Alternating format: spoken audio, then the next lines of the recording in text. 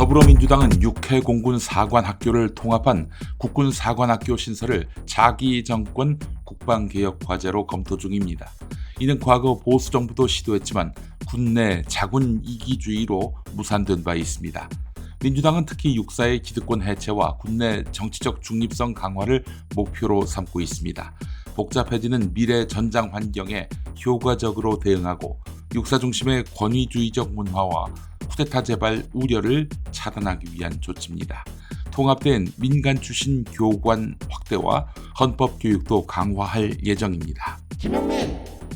이재명 캠프는 문재인 정부의 징벌적 부동산 세금 정책 실패를 반면교사 삼아 세금으로 집값 잡지 않는다는 기조를 내세웁니다. 종부세 완화, 상속세 인하 등 감세 기조를 검토하며 공공분양주택 확대도 추진 중입니다. 부동산 외에도 K-엔비디아 등 성장을 통한 분배와 원전 수명 연장 등 에너지 정책에서도 차별화를 시도하고 있습니다. 관계자는 문재인 전 대통령 모습을 의도적으로 뺀 것은 아니다라면서도 이념에 편중됐던 문재인 정부 실정을 반면교사 삼겠다는 방침은 내부적으로 명확하다라고 말했습니다. 더불어민주당 이재명 대선 경선 후보가 첫 지역 순회 경선에서 약 90%에 달하는 압도적 득표율을 기록했습니다. 과거 자신의 2021년 경선 득표율 50.29%뿐 아니라 김대중 78.04%, 노무현 72.2%, 문재인 57% 등 역대 민주당 후보들의 기록도 크게 뛰어넘습니다. 이재명 후보가 이번 경선에서 기록한 득표율은 1987년 직선제 개헌 이후 주요 정당 대선 후보들의 경선 득표율과 비교해도 압도적인 수치입니다. 국민의힘 박근혜 전 대통령의 최고 득표율 83.97%도 능가하는 수치입니다.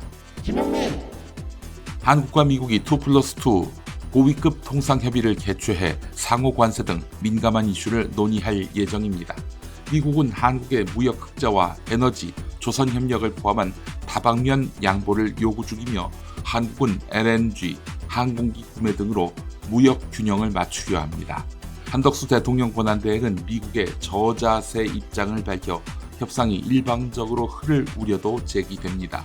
파이낸셜 타임스 인터뷰에서 한국 전쟁으로 황폐해진 한국에 미국이 원조, 기술 이전, 투자, 안전 보장을 제공해 주었다라며 우리의 산업 역량과 금융 발전, 우리 문화, 성장, 부유함은 미국한테 도움을 크게 받은 덕이라고 말했습니다. 중국이 서해 잠정 조치 수역에 폐기된 석유 시추선을 개조한 고정식 구조물을 양어장 지원시설이라며 무단 설치한 사실이 확인됐습니다. 이 구조물은 사실상 미니 인공섬으로 해상 지배력 확대와 항로 제한 목적이 의심됩니다. 전문가들은 서해는 경제, 군사, 외교적으로 전략 요충지라며 정부는 중국의 의심스러운 활동을 선제적으로 막고 남중국해와 같은 분쟁지가 되지 않도록 적극적으로 관리해 나가야 한다라고 지적합니다. 트럼프 전 미국 대통령이 세계 각국의 상호관세 유예를 선언한 배경에 본인의 금융자산 보호 의도가 있었다는 분석이 나왔습니다. 트럼프는 자신의 약 60%를 채권에 투자하고 있어 채권 시장 불안에 민감한 상황이었습니다.